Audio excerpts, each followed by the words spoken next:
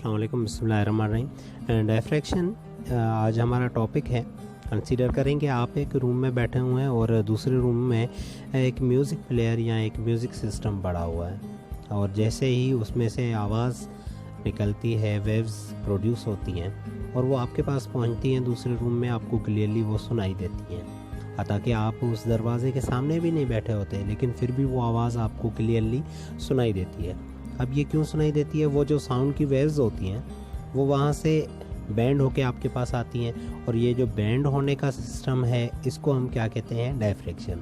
और हम इसको यूँ भी कह सकते हैं कि diffraction spreading of the light भी है। ठीक है, ये दो चीज़ें हैं जो हम डायफ्रैक्शन जिसको हम कह सकते हैं। अब ये जो वेव्स प्रोड्यूस हो रही हैं, ये हाइजीन ने जो मेथड दिया था उसके मुताबिक प्रोड्यूस होके और उस जगह पे आपकी पहुंच रही हैं, जो डिपेंडेंट होती है ज़्यादातर वेवलेंथ के ऊपर कि डिस्टेंस कितना है जिसमें से वो वेवलेंथ्स जो हैं वो गुज़र रही हैं, ताकि आपकी साउंड वेव्स जो हैं वो लॉन्गिट्यूडनल वेव्स होती हैं, तो वो रीच करती हैं किसी भी जगह पे, कहीं पे भी आपका कोई रीजन हो तो वहाँ पे। ठीक है, चलिए ये डेफिनेशन आपके पास लिखी हुई है जिसमें ये क्लियर दिया हुआ है कि वेवलेंथ और डिस्टेंस का आपस में रिलेशनशिप जो है वो क्या होता है। ठीक है, अब हमारे पास अगर इसी जगह पे इसको हम छोड़ के आगे बात करें कि अगर हमारे पास साउंड वेव्स की जगह लाइट सोर्स हो, और सपोज़ लाइट सोर्स का मतलब क्या होता है कि जिसमें से लाइट की वेव्स निकल रही हों। अब यहाँ पे अगर लाइट की वेव्स निकलें और वो सामने ओपनिंग में से गुजरेंगी, तो आप देखेंगे कि साउंड की वेव्स के बनिस्बत लाइट की वेव्स जो हैं वो बैंड नहीं होंगी और बहुत कम बैंड होंगी।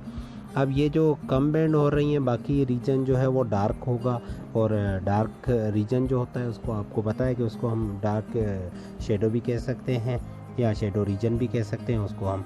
ठीक है, सवाल ये पैदा होता है कि साउंड की जो वेव्स थी वो ज़्यादा बैंड हो रही थी और लाइट की जो वेव्स हैं वो ज़्यादा बैंड नहीं हो रही, तो अब यह है कि इसकी जो वैल्यू है extent of bending of any wave depends upon the value of its wavelength as compare to the opening और साइज ऑफ द ओपनिंग। ठीक है, डी जो है वो डिस्टेंस है हमारा, लेमडा जो है वेवलेंथ है, लेमडा पे डिपेंडेंट होती है। पहले भी मैं बता चुका हूँ आपको कि जितनी हमारी वेवलेंथ कम होगी, ओपनिंग हमारी जो है वो उस पर ज़्यादा डिपेंडेंट वो नहीं होगी। जैसे कि हमारे पास साउंड की वेव्स हैं, उनकी ज़्यादातर जो वेवलेंथ होती है 1 सेंटीमीटर से लेकर 10 मीटर तक होती है, जबकि उसके उलट में हमारे पास अगर लाइट की हम लें तो लाइट की बहुत ज़्यादा कम होती है। अब क्या होता है कि साउंड की ज़्यादा वेवलेंथ होने की वजह से उसका डिस्टेंस अगर ज़्यादा होगा तो उसमें से वो गुज़र के आराम से जा सकती हैं और ज़्यादा बैंड भी हो सकती हैं। लेकिन लाइट के लिए क्या चाहिए? बिल्कुल स्मॉल होल भी अगर हम कर दें तो वो ज़्यादा फैलती जाएंगी, लेकिन अगर डिस्टेंस हम ज़्यादा कर दें तो वो कम फैलेंगी। ठीक है, अब हम जो पढ़ने जा रहे हैं वो है डायफ्रैक्शन थ्रू, या एक हमारी स्लिट जो है सिंगल स्लिट जो होती है उसमें से डायफ्रैक्शन जो हो रहा होता है उसके मुतालिक हम पढ़ने वाले हैं अभी। अब सपोज़ करें कि हमारे पास एक मोनोक्रोमेटिक सोर्स है। मोनोक्रोमेटिक पे बात हम कर चुके हैं पहले। ठीक है, और हमारे पास एक स्क्रीन है जिस पे वो लाइट पड़ेगी, और उसके मतलब जैसे पहले मैं बता चुका हूँ कि कुछ आपकी जो फ्रिंजेस बनेंगी डार्क बनेंगी, कुछ जो हैं वो हमारी डार्क नहीं होंगी। उसके मुतालिक ही हम अभी बात करेंगे और देखेंगे। और सपोज़ हमारे पास एक लेंस है जिसमें से, या एक मोनोक्रोमेटिक सोर्स है जिसमें से लाइट गुजरती है, जिसका एक्स एंड वाई डिस्टेंस है। अब एक स्लिट है हमारे पास, सिंगल स्लिट, जो ए और बी डिस्टेंस है, और टोटल जो डिस्टेंस ए और बी के दरमियान है उसको हम ए के थ्रू रिप्रेजेंट कर रहे हैं यहाँ पे। ठीक है, एक हमारे पास कॉन्वेक्स लेंस है जिसकी लेंथ टोटल हम अगर लें वो एल लेंगे। ठीक है, अब उसके बाद उसकी एक पॉइंट है जिसको हम कहते हैं पी पॉइंट, जहाँ पे वो बनेगा, और टोटल स्क्रीन और उसके दरमियान जो हमारे पास डिस्टेंस है उसको हम जो है वो डी के साथ रिप्रेजेंट करेंगे। डार्क और ब्राइट हमारे शेडोज़ यहाँ पे बनेंगे, ठीक है, जो अभी यहाँ पे स्क्रीन पे हमारी जो है वो दिखाई देंगे।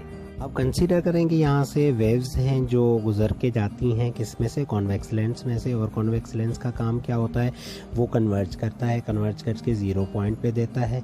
अब ये जो कन्वर्ज होके एक पॉइंट पे पहुँचती हैं, ये रीज़न बनती हैं किसका, एक ब्राइट फ्रिंज बनने का, क्योंकि फेज डिफरेंस इनके दरमियान क्या होता है, 0, और ये हम पढ़ चुके हैं कि फेज डिफरेंस जहाँ पे 0 होता है वहाँ पे आपकी जो फ्रिंजेस बनती हैं वो क्या बनती हैं, ब्राइट बनती हैं।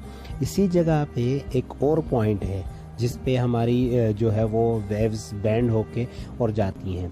अब ये तो सेंट्रल ब्राइट फ्रिंज थी जो 0 पॉइंट पे बन रही है, लेकिन एक और पॉइंट है जिसको हम पी पॉइंट कह रहे हैं। अब यहाँ से अगर आप देखें तो कुछ वेव्स जो हैं वो रिफ्रैक्ट होके या डायफ्रैक्ट होके पी पॉइंट पे पहुँचती हैं। अब ये जो पी पॉइंट पे पहुंची हैं इनकी इंटेंसिटी कम होती है बनिस्बत ओ पॉइंट के, और जिस वजह से ये जो हैं वो बनाती हैं डार्क फ्रिंजेस, ठीक है। जैसा कि डार्क और ब्राइट दोनों फ्रिंजेस बन रही हैं, दोनों में फ़र्क आ रहा है। तो ये अब हमारे पास एक ट्रायंगल बन रहा है यहाँ पे, अगर आप देखें ABN, ठीक है, एक ट्रायंगल बन रहा है जो हमारा है AB और N के दरमियान। अब इसमें हमारे पास BN/AB वो बराबर होगा साइन थीटा के, जबकि BN जो है वो हमारा बराबर होगा किसके, AB साइन थीटा के, ठीक है। AB इज इक्वल्स टू किसके होगा, पाथ डिफरेंस जो हमारा आ रहा है टोटल B और N के दरमियान, ठीक है, वो उसके, और उसमें जो हमारी एंगल यूज़ होगी वो A साइन थीटा यूज़ होगी। अब हमारे पास है केस 1। केस 1 में क्या कह रहा है, if the path difference between the waves is equal to the lambda, ठीक है। इनका पाथ डिफरेंस मतलब कैसे, हमारे पास 3 जो हैं वो यहाँ पे वेव्स हैं, A और C है, फिर C और B है, ठीक है। ये 3 हमारे पास जो हैं वो लाइंस हैं। अब इनका जो पाथ डिफरेंस ओवरऑल होगा वो हमें मालूम करना है कि क्या है। अब इनके दरमियान जो पाथ डिफरेंस है वो क्या है, इक्वल। अब A और C का जो है वो λ/2 है, ठीक है।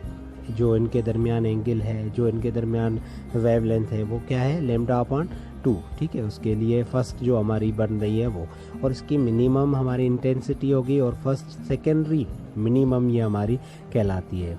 मीन्स के इसकी इंटेंसिटी बहुत क्या होगी, कम होगी, ठीक है। The angle of the diffraction theta for which the first secondary minimum is produced given by the relation, कौन सा रिलेशन है वो होगा आपका A sine theta is equals to lambda, इन दोनों के दरमियान जो होगा। और साइन थीटा यहाँ पे बराबर हो जाएगी किसके, अगर हम रीअरेंज करें λ/A के, और यहाँ पे थीटा जो है वो बहुत ऐसे समझ लो उसकी वैल्यू कम होती है, तो इसलिए थीटा इज इक्वल्स टू क्या होता है, λ/A। अब साइन जो है उसकी वैल्यू यहाँ पे नेग्लिजिबल हो गई, ठीक है। Now if the path difference between the secondary waves from A and B is equal to lambda. अब क्या हो गया हमारे पास, अगर ये 4 डिफरेंट पॉइंट्स के दरमियान हम इसको अगर डिवाइड कर दें तो उसके बाद हमारे जो है वो रीजन्स क्या बनेंगे। अब हमारे पास एक जो रीजन है वो क्या बनेगा, A और A के बाद जो है वो येलो, और इसके दरमियान ये आपका बनेगा डिस्ट्रक्टिवली जो बनेगा, तो उसकी ज़ाहिरी बात है वो आपका जो उसकी फ्रिंजेस बनेंगी वो कौन सी बनेगी, वो आपकी बनेगी डार्क, ठीक है। और दूसरा जो आपका है ये एंगल इनके दरमियान सेकेंडरी मिनिमम होगी, और उसकी वैल्यू क्या होगी, A sine theta, where L lambda, ठीक है। और N की वैल्यू आपकी क्या होगी, 1 2 3 4 जो भी आप आगे ले सकते हैं वो होगी, ठीक है। नाउ हमारे पास क्या है, ABN ये ट्रायंगल है हमारा एक।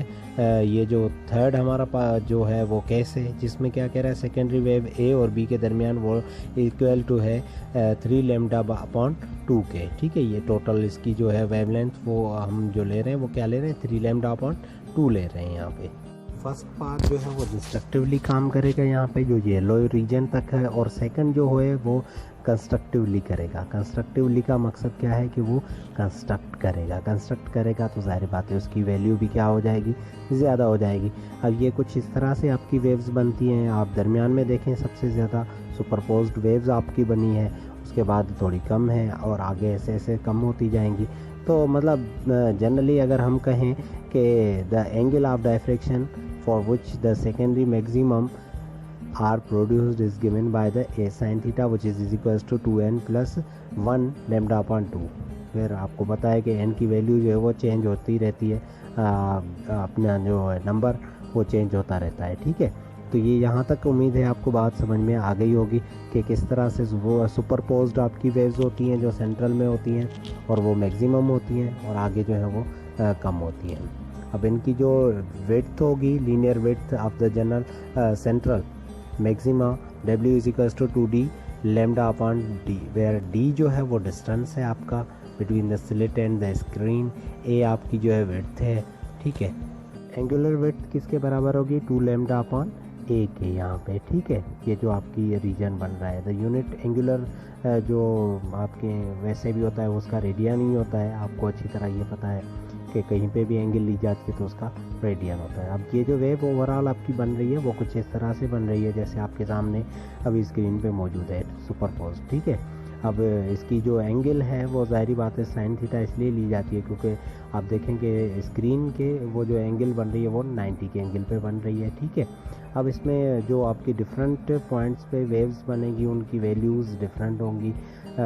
एक आपकी जो है वो पॉजिटिव में बनेगी, दूसरी आपकी नेगेटिव में बनेगी। जैसे जैसे मैक्सिमम होती जाएंगी तो वो पॉजिटिव में आती जाएंगी, जैसे जैसे मिनिमा होती जाएंगी वो नेगेटिव में होती जाएंगी आपकी वेव्स। ठीक है, तो इनका ये डिफरेंस होगा जिसकी वजह से आपकी टोटल जो है वो वेव्स बनेंगी और ये आपकी जो डायफ्रैक्शन होगा ओनली सिंगल जो स्लिट है उसमें से उसका ये the intensity of the central maximum is highest और वो